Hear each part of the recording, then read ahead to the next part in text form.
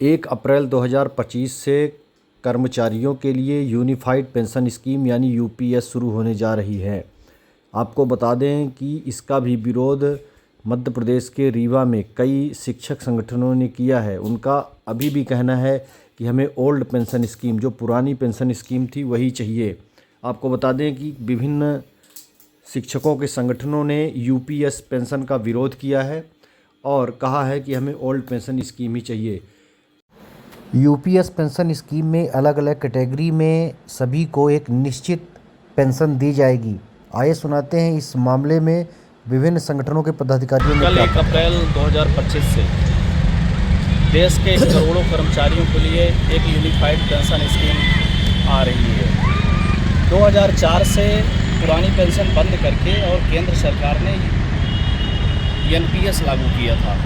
NPS बहुत घातक थी। हम लोगों ने लगातार आंदोलन किए और आप लोग का साथ भी मिला। आप सब परिचित है कि एनपीएस की क्या स्थिति थी, पेंशन ही बंद थी। परंतु सरकार ने इसको तोड़ मरोड़ करके ओपीएस न देने के कारण एक नई पेंशन योजना ला करके रख दी। वो भी घातक है। जो हम लोग का पैसा काटा जा रहा है उसमें कोई प्रावधान नहीं कि हमारा पैसा वापस होगा। तो आज हम लोग पूरे देश में new movement for old pension संघ के बैनर तले माननीय प्रधानमंत्री जी से ये अपील करने जा रहे हैं कि माननीय प्रधानमंत्री जी, यदि आपने ये तो महसूस किया कि एनपीएस गड़बड़ थी, तभी तो आपने यूपीएस लाया, तो यूपीएस की भी समीक्षा कराइए। यूपीएस में ओपीएस के प्रावधानों को उठा करके दिखवाइए, कमेटी बनवाइए और जो कमियां हो उसको दूर कराइए। यदि हम लोग इसी तरह फंसे रह जाएंगे, एनपीएस यूपीएस के चक्कर में हमारा नुकसान होता रहेगा। एक तरफ एनपीएस में आपने पेंशन बंद कर दिया, शेयर मार्केट में पेंशन कर दिए, यूपीएस में आपने जो कटौती का पैसा था उसको लेफ्ट कर दिए। तो मतलब दोनों गाल में तमाचा, एक बार एनपीएस के नाम से मारा जाए, एक बार यूपीएस के नाम से मारा जाए। इसको बंद किया जाए। कल से देश में यूनिफाइड पेंशन स्कीम लागू हो रही। देश का कोई भी कर्मचारी खुश नहीं है यूपीएस से, क्योंकि कर्मचारी समझ चुका है कि ये भी घातक है। तो प्रधानमंत्री जी से आज मीडिया के माध्यम से, आप सबके माध्यम से हमारी आवाज़ पहुंचेगी।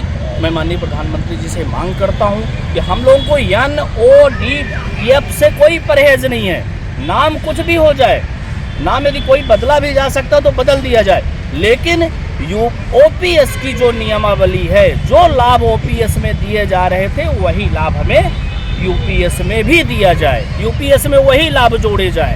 ये नहीं कि आप तोड़ मरोड़ करके, नाम बदल करके एक बार अलग अलग नामों से आप हमारे सामने पेश करें और भ्रमित करें हमको कि ये अलग नाम है तो ये अच्छा आपके लिए होगा। क्योंकि कर्मचारी जागरूक वर्ग है, पढ़ा लिखा वर्ग है। छोटी सी बातों पे उसको गुमराह नहीं किया जा सकता। वो हित अनहित अपना पहचानता है। तो हमारी लड़ाई ONU से नहीं है, हमारी लड़ाई है ओपीएस के नियमावली से। ओपीएस हमें, जैसा कि आपको पता है कि 1 जनवरी 2004 के बाद कर्मचारियों की पुरानी पेंशन सरकार ने बंद कर दी थी पूरे देश में, और उसके बाद एनपीएस लागू की थी, जिसके लिए एनपीएस वापस लेने के लिए और पुरानी पेंशन बहाली की मांग को लेकर हम लोग लंबे समय से संघर्ष कर रहे थे। लगभग 21 साल के संघर्ष के बाद सरकार ने उसमें थोड़ा सा संशोधन किया और आंकड़ों में का खेल या कि बाजीगिरी कह सकते हैं।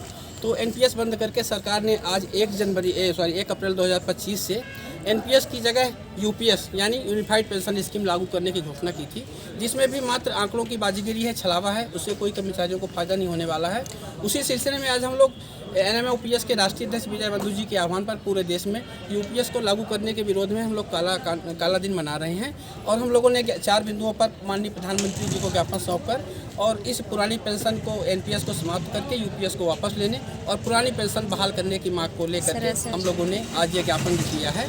और जैसा कि आप जानते हैं कि हमारे माननीय कहते हैं, हमारी सरकार कहती है कि हम कर्मचारियों के हितों के लिए एक पेंशन स्कीम दे रहे हैं, जबकि ये पेंशन स्कीम शेयर आधारित है और इसमें कर्मचारियों के लिए कुछ भी नहीं है।